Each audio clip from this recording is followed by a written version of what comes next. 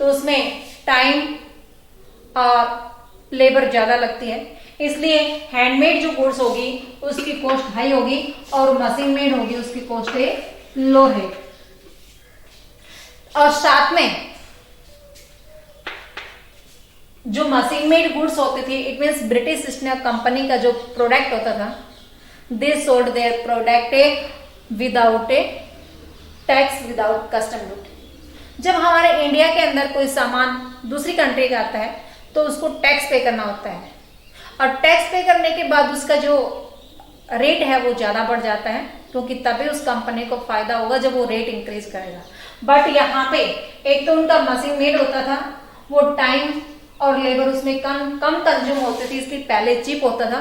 दूसरा, उसको टैक्स भी नहीं पे करना होता था इंडिया में आने के बाद, इसलिए हमारे इंडिया का जो मार्केट था उसके अंदर मशीन मेड सामान ओवरफ्लो है।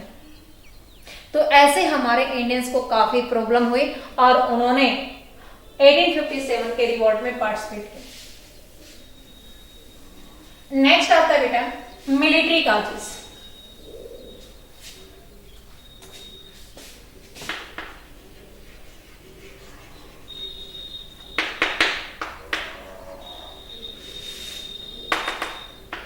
मिलिट्री कॉजेस में हमारे पास सबसे पहले आता है बेटा लो पोजीशन इन ऑल सर्विसेज। उसमें उनको केवल सबऑर्डिनेट पोजीशन दी जाते थे, सहायक का ही पद उनको दिया जाता था या सिपाही उनको बनाया जाता था, और इससे आगे का बड़ी पोस्ट, ऊंचा पोस्ट उसको नहीं दिया जाता। Low position on in all services. Second, low salary without a service allowance. उनको अलाउंस जो भी भत्ता होता है वो किसी प्रकार का कोई भत्ता उनको नहीं मिलता था। अगर कोई सिपाही इंडियंस है और उसी के इक्वल एक ब्रिटिशर सिपाही है तो ब्रिटिशर सिपाही को ज्यादा पेमेंट और इंडियन सिपाही को कम पेमेंट मिलते थे। ओके, उससे आगे उन्होंने एक पॉलिसी इंपोज की थी बेटा 1856 में। पॉलिसी का नाम है जनरल सर्विस एनलिस्टमेंट एक्ट, और ये पॉलिसी इंपोज की थी 1856 में। According this policy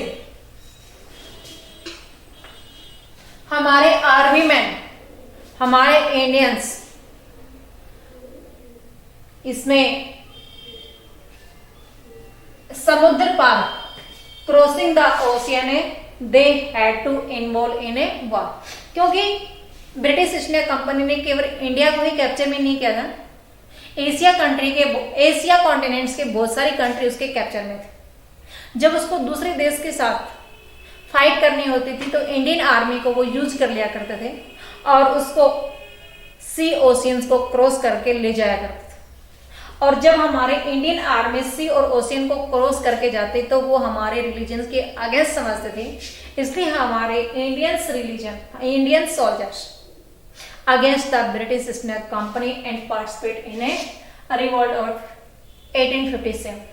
okay, next point, immediately causes. Immediate causes क्या है?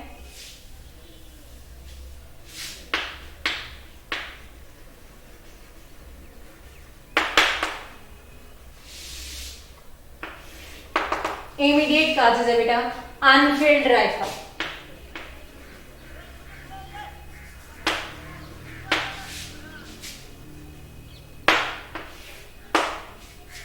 इसमें एक कार्ट्रिज होती थी, कार्ट्रिज को भरने के लिए उसमें जो ग्रेज्ड होती थी उसको फिल किया जाता था, कार्ट्रिज में भरा जाता था। उसमें एक कोट लगा होता था, वो कोटेड होते थे with the fat of a cow and pig. Cow हमारे हिंदू का और पिग मुसलमानों का रिलीजन एनिमल है, लेकिन जो कार्टेज होती थी उसको मुंह से छील करके भरना होता था, तो उसके ऊपर जो कोट लगी होती थी, जो कागज लगा होता था, उसमें बताते हैं कि काऊ और पिग का मीट उसके अंदर है। तो ये जो अफवाह फैली होती थी, इस अफवाह के अगेंस्ट हमारे इंडियन सोल्जर्स ने refuse their use in field rifle. अब उनकी राइफल को यूज करने के लिए मना किया, तो बैरकपुर में, बैरकपुर कहाँ है वो मैं आपको दिखा रहा हूं।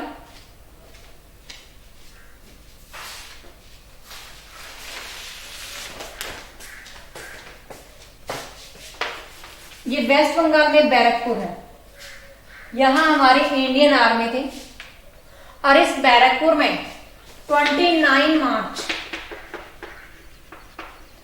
1857 में मंगल पांडे ने ये कार्टेज को यूज करने के लिए, फिल करने के लिए मना कर दिया, और उस मंगल पांडे ने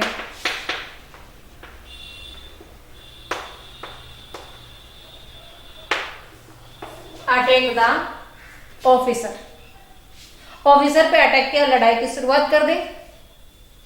but British East India Company arrested the Mangal Pandey and a hang after some time, उसको अरेस्ट किया गया और थोड़े समय के बाद में उसको फांसी पे लटका दिया। तो ये आपके काजेज है बेटा, political, social and religion, economic, military and immediate causes. जो लास्ट का इमीडिएट काजेज है वहीं से 1857 का स्टार्टअप होता है। इससे आगे की स्टडी नेक्स्ट वीडियो में करेंगे।